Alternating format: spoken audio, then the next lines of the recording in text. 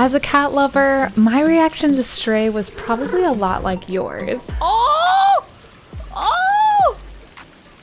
Oh! But does the novelty wear off? Is it not meant for opposable thumbs? Is this cat game actually for dog people? But seriously, we'll definitely dive into whether or not this game is the dreaded overhyped. But first, Stray clocks in at around 8.5 hours and is a difficulty score of 4. Interestingly enough, you can see the variety of opinions on the difficulty. This is because there are 3 trophies that challenge your skill with a controller. Personally, I agree with Power Picks. 3.5 seems reasonable for time spent and the energy exerted. This platinum does test your skill, but it's not Hollow Knight and it's not Kena. The trophies that add the most time are Can't Catch Me, which is by far the most challenging trophy, requiring you to complete a chase sequence without getting caught, even though it's pretty much the tutorial of how to shake off your enemy. Oh my god!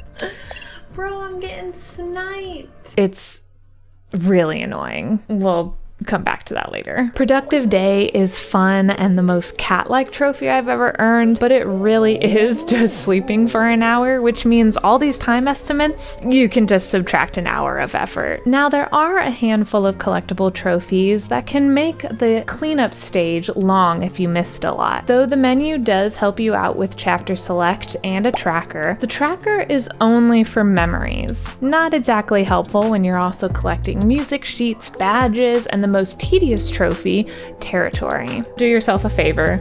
Try to scratch once per chapter, but if you do miss it on the first go around, you can accomplish this trophy during the speedrun. That's what I did. Oh, did I just say speedrun? Yup. There's a speedrun trophy. Definitely padding the runtime of your plat through. I wouldn't count this one as especially difficult though. I am by no means a speedrunner. I mean, there's a reason why all of my game times align with the leisure category on how long to beat.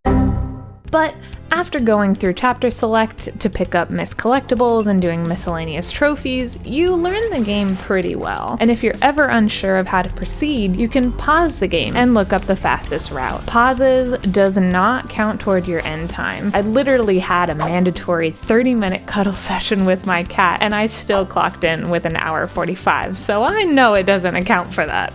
Plus, everyone I know who went for the 100% completed this trophy first try. Because of the speedrun trophy, you could technically get the platinum in one playthrough, but then I'd wager to guess you're a tryhard who doesn't need my advice at all and probably doesn't care as much about story or character, which is definitely abundant here. Contrary to some more critical comments of the game, the idea that a cat and a robot, 2 creatures that are stereotypically revered as unfeeling, are the emotional heart of the game. It's hilarious and rather sweet. Is the game perfect? Of course not. Does that make the game bad? Of course not. Yes, the story is simple. You play as a cat who stumbles on a mysterious city while trying to reunite with your family.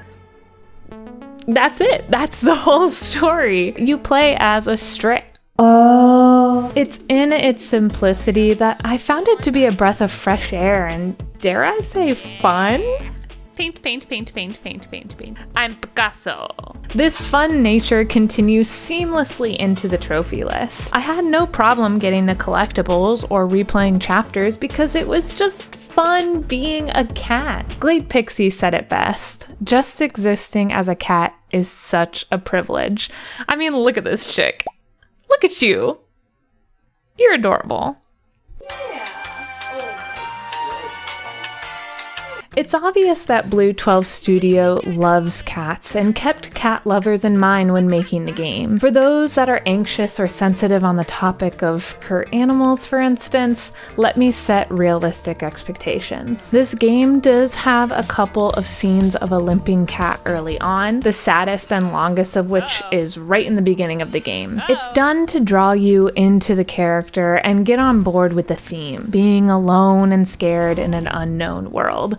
That's so funny. So yes, it is sad, but we quickly move on and are introduced into the mystery, and our priority becomes escaping this new city. Plus, the mechanics of the game make harm only possible in certain sections that you are very aware of, and are pretty few and far between. There's no fall damage, you physically cannot jump off a ledge unless you have a prompt. Where this style of platforming may seem limiting, I actually saw it as a safe environment to explore. In very much the same vein as Spider-Man. You feel empowered and you want to jump from place to place because there's no fear of falling. There are enemies that pursue you and you can die, but they take the form of sci-fi parasites and futuristic drones, making the threat pretty removed from reality. Plus, each sequence is presented as a chase or a puzzle, nor is there any blood or horrible imagery. It's just like, you did. And obviously it's not canon.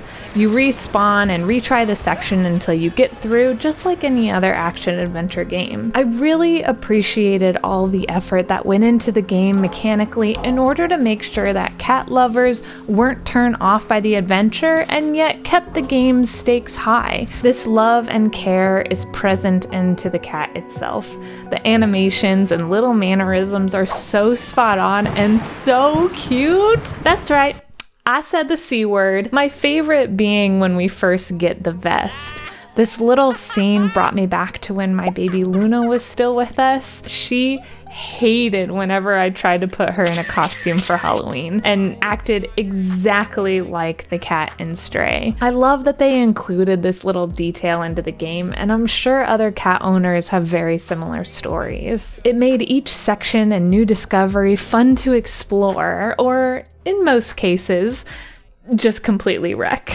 Which leads right back to the trophies. Do you see what I mean here? Not only does the gameplay and story really feed back into being a cat, I've done my job, but the trophy list consistently reminds and rewards you for living your best cat life. It is really well balanced between challenge and just gosh darn fun, making this a really great beginner's platinum. It's a little spicy and not easy, but definitely something to be proud of. Therefore, I would highly recommend picking a fun trophy, to which this list has a handful, and saving that one to end your platinum with. Having a fun, quick trophy to earn right at the end is always like a little cherry on top. A lot of the collectibles are chapter exclusive, so going back to collect missed items isn't that big of a deal. However, if you are collecting a missed memory, make sure the game autosaves before leaving the chapter. I learned the hard way that it will not save until you reach a checkpoint.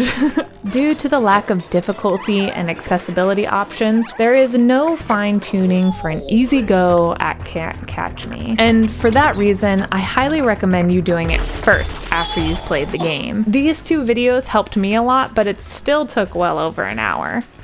Just keep telling yourself it may take 16 tries, or it may take 3 hours.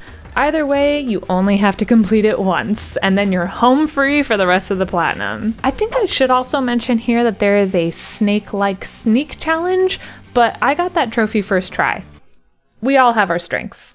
The game tells you point blank when you're about to leave the slums that you can't come back, so be sure to collect everything before you go, and then never gives that respect again to other sections of the game, which seemed really weird to me. I thought it was gonna tell me every time I left an area, hey, just so you know you can't come back, but nope. By far, the biggest complaint I see surrounding this game is the price point. It's a short game with a simple premise. How on earth does that constitute a $30 price tag in the PlayStation Store? To which I say, this is a much larger conversation, but let's go ahead and unfairly discuss it here, shall we? And just because a game is short doesn't mean it's not worth the same price tag as a longer game. There are so many artificially padded games, so it feels like it's worth the money when it's actually monotonous and repetitive. Stray is extremely well paced and doesn't overstay its welcome. Every location is unique and beautiful and really tells a story within its construction. However, if your biggest issue is that it's not long enough and you wanted to play more, may I suggest going for the platinum? Just a thought. Honestly, I'm a very cheap person, and I agree. I also didn't want to pay $30 for this game. So I didn't. I paid $100 for PlayStation Plus Extra.